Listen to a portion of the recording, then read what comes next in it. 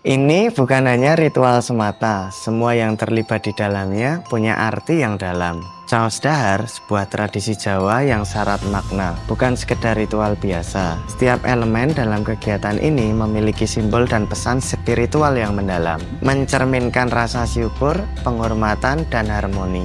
Dalam prosesi caos dahar ini, tentu banyak filosofi kehidupan yang terkandung dalam setiap pelengkapnya, seperti payung yang tidak hanya berfungsi sebagai perlindungan dari hujan atau sinar matahari. Dalam budaya Jawa, payung sebagai simbol penghormatan kepada Tuhan dan sebagai simbol keseimbangan manusia dengan alam. Kelinting memiliki peran penting sebagai simbol pembersihan, pengusir kegelapan, dan pemanggil kebahagiaan. Tumpeng, simbol utama dalam caos dahar, melambangkan hubungan manusia dengan Sang Pencipta. Bentuknya yang mengerucut adalah wujud doa yang mengalir ke langit. Lauk pauk mencerminkan keseimbangan dan keberkahan. Sementara buah-buahan adalah ungkapan rasa syukur atas hasil bumi yang berlimpah.